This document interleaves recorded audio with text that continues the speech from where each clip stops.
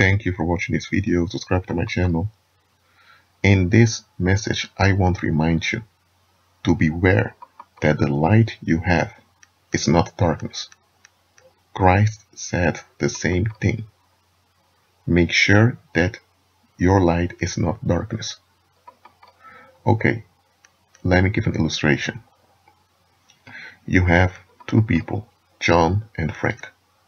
They're both on their way to a meeting. They just arrived from the airport in Colombia, and they have an address. They type in the address on their Google Maps app on their phone, and they enter a car. They rent a car, enter it, and begin to drive. When they are driving, Frank asks, "Hold on a minute, John. Is this the right direction?" And John says, "Yeah, it is. Look at this." But then Frank asks, "But we're going into the jungle now. Why would an office building be in the jungle?" And then John said, "Just don't worry about it, man. We will arrive there." Well, they arrived over there. When they arrived, it was an abandoned facility that was used by scientists. So they were walking around looking for Mr. Juarez. Mr. Juarez was the one they had a meeting with, but they couldn't find him. Now what has happened here? Those men knew where they wanted to go. They were motivated. They had their app with them, so they were prepared, and they used their app. But the address was wrong. Why? Because one of the, I'm saying this, John, when he typed in the address, he wrote the wrong number at the postal code. So the rest of the address was correct, but there was one thing about the address that didn't add up. And because of that, Google Maps referred them to an abandoned scientific facility somewhere in the Colombian jungle. And this facility was abandoned due to some experiments going wrong. So that territory wasn't even permitted.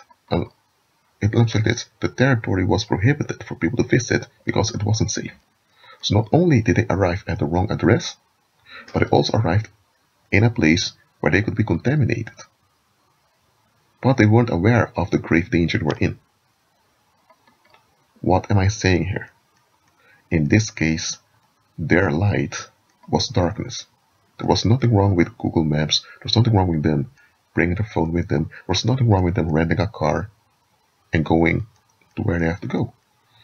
But because there was wrong data, they ended up in a place where they should not only shouldn't they have been there, but the place was also dangerous. Now, let's relate this to the spiritual. What if the knowledge you have is keeping you in darkness? Look, you can receive all types of knowledge. How to read, how to write. Everyone learns that in school. There's nothing wrong with that knowledge. You can receive knowledge how to fish, how to swim, or how to make campfire. So there's nothing wrong with knowledge, okay? But some knowledge will trap you in the negative. And how does this knowledge trap you in the negative? By pointing you to a certain good which isn't good at all. Just think about it. People want to hold on to what's good. People want to avoid the bad. There's nothing wrong with that. But what if the good you're clinging on to is not good at all? Just think about it. If the good you claim to be good is not good at all, that means that how you relate to the bad is only based on that good which isn't good at all. So that good is bad also. But you're not aware of it because you are convinced that bad is good. But what if the people around you also agree that that bad is good? Everyone thinks it's good.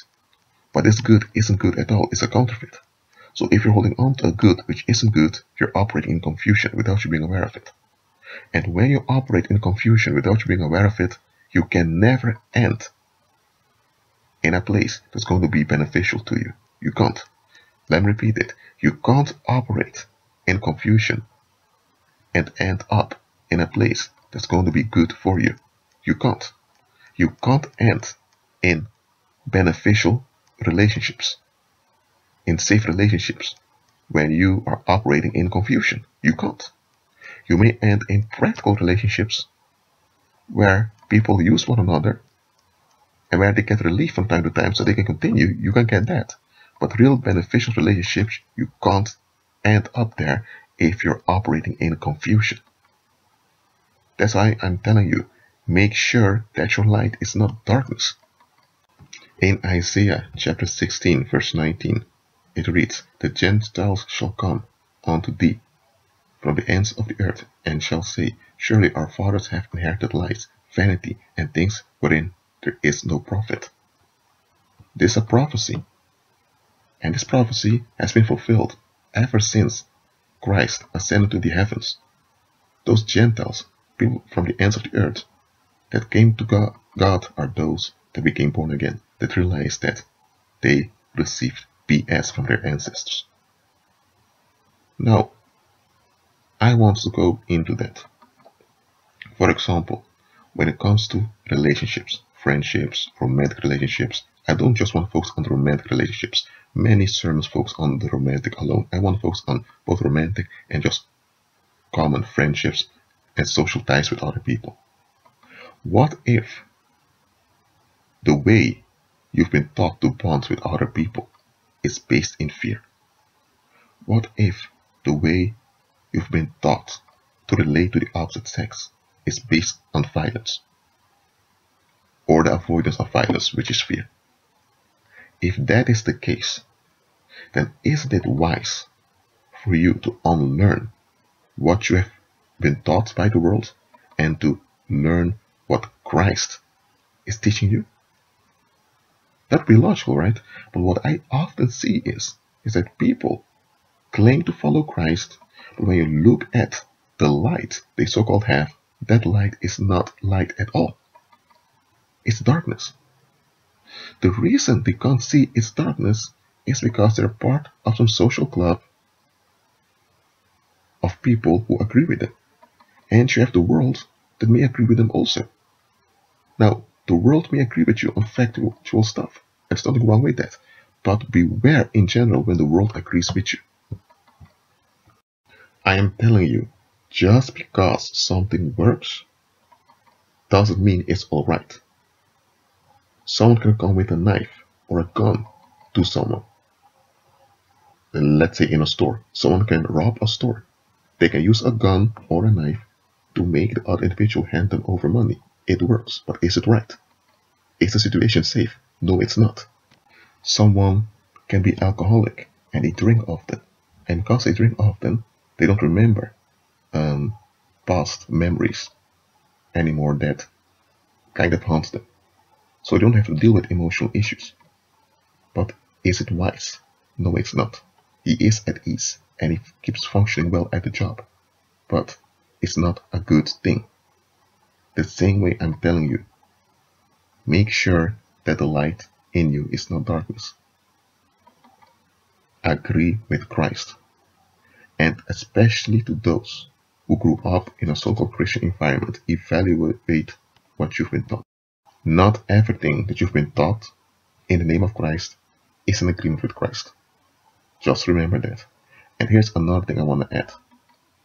Some people are not wise for you to walk with because they are not willingly to learn anything.